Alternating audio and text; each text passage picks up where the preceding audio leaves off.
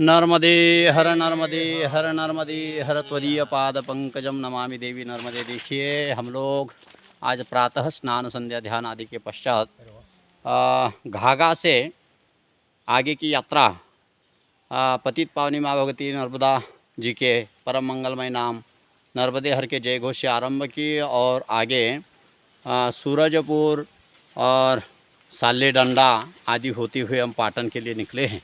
तो यह जंगल का अतिशय रमणीय और बहुत ही अनोखा नज़ारा आप सबको दिखा रहे हैं। आप देखिए यह पैदल मार्ग है, जंगल से होते हुए पाटन के लिए जाता है।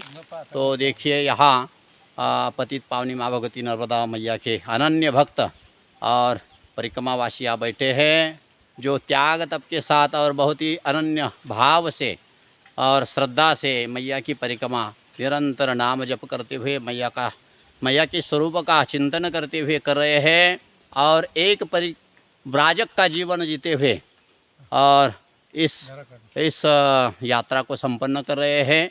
त्वदीय पाद पंकजम नमामि मातु नर्मदे नमामि देवी नर्मदे। पहले ऋषि मुनि इस रास्ते से गए हैं और आज भी विरक्त संत जाते हैं, उसी मार्ग का अनुक्रमण करने वाली ये है सदगृहस्थ भक्त। आज आप सब इस राह पर पथ पर देख रहे हैं तो बड़ी बात है, क्योंकि हमारा सनातन धर्म जो है वो बहुत ही महान है। क्योंकि घर घर में तपस्वी जपी तपी ध्यानी योगी पाए जाते हैं, सब साधना प्रेमी होते हैं, भगवत आराधन में साधन में तत्पर रहते हैं। तो अपने जीवन का बहुत ही अमूल्य समय ये लोग अपने भगवत आराधन में पतित पावनी माँ भगवती नर्मदा मैया के चिंतन में बिता रहे हैं। तो बड़ी सौभाग्य की बात है और बहुत ही सराहनीय और कौतुकास्पद है। तो चलिए हम लोग यहाँ रुके हैं। तो हम यहाँ इस जंगल में रहने वाले भगवान की आत्मा पतित पावनी माँ भगवती नर्मदा मैया की जो आत्मा है, जो जीव जंतु कीट पत्नी के कोई भी हो, जिस रूप में हो उस रूप में किंतु हम समझ रहे हैं कि ये भगवान के ही रूप है। ये वृक्ष लता वेली पेड़ पौधा पत्ता सब कुछ, तो इनकी वंदना आराधना हम कैसे करें। तो हम यहाँ श्री संत तुकाराम महाराज जी का एक पद सुनाकर इनकी वंदना करना चाह रहे हैं। तो आप सब भी सुनेंगे। नर्मदा मैया की जय। हरि ने माजे हरि ले चित्त, हरि ने माजे हरि ले चित्त, भार वित्त विसरले,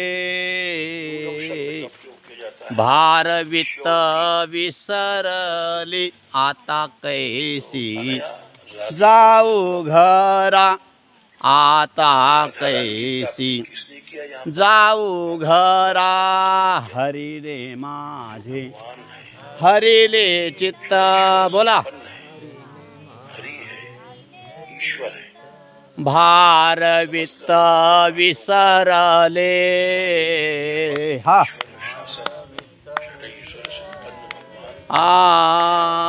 भार वित्त विसरले,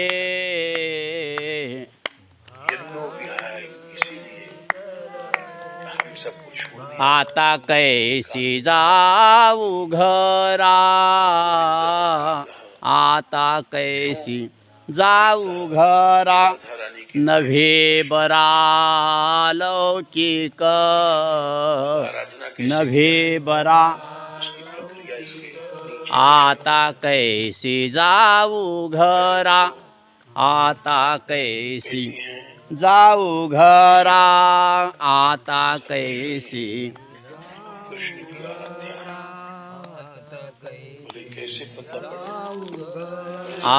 पारखियासी सांगता गोष्टी, पारखियासी सांगता गोष्टी, पारखियासी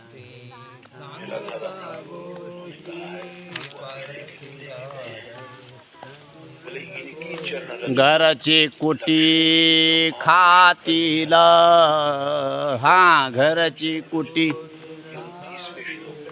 आता कैसी जाऊ घरा, आता कैसी जाऊ घरा, घरची कुटी खातील, घरची कुटी खातील, आता कैसी जाऊ घरा, आता कैसी जाऊ घरा, तुका म्हणे निवांत राही, तुका म्हणे निवांत राही,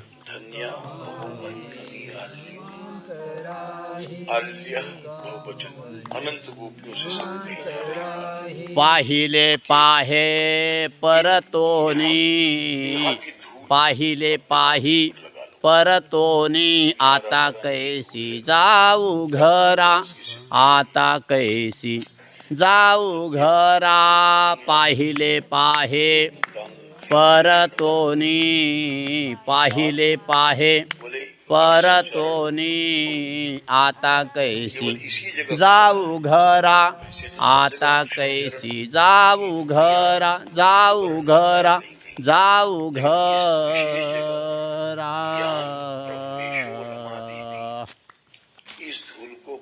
नर्मदे हर नर्मदे हर नर्मदे हर। देखिए यह पद था जो भगवान की तरफ निकली हुई जो साधिका है, गोपी है, वो कह रही है हरिणे माजे हरिणे चित्त, मेरा चित्त हरि ने हर लिया है, तो अब मैं क्या करूं, आता कैसी जाऊं घरा, नोहे बरा लौकिक, मैं तो अपना कुल अपनी जात सब कुछ भूल गई, अब मैं घर कैसे जा सकती हूँ, क्योंकि घर का रास्ता भी भूल गई है।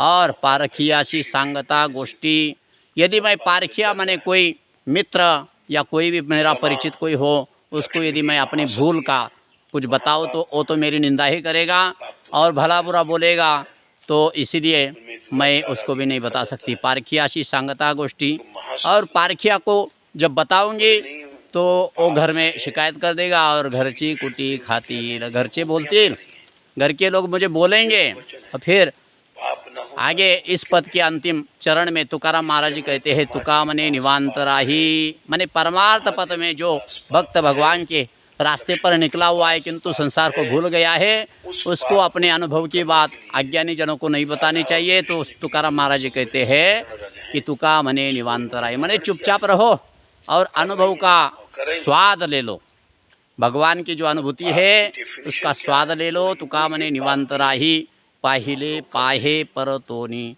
और जो दिख रहा है ना उसको बार बार देखो, नया नया अनुभव जैसे आएगा वैसे वैसे तुम भगवान के अति सन्निकट जाओगे और परमानंद में डूबकर परमानंद स्वरूप हो जाओगे।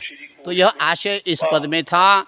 इस पद के द्वारा हमने इस पेड़ पौधे कीट पतंगे और लता वल्लरी नदी जो भी है वो भगवान परमात्मा की आत्मा है। इतना ही नहीं, वो साक्षात परमात्मा स्वरूप है, उनकी हमने इस स्थल पर वंदना की। तो हम सबका मंगल हो, कल्याण हो। नर्मदे हर नर्मदे हर नर्मदे हर।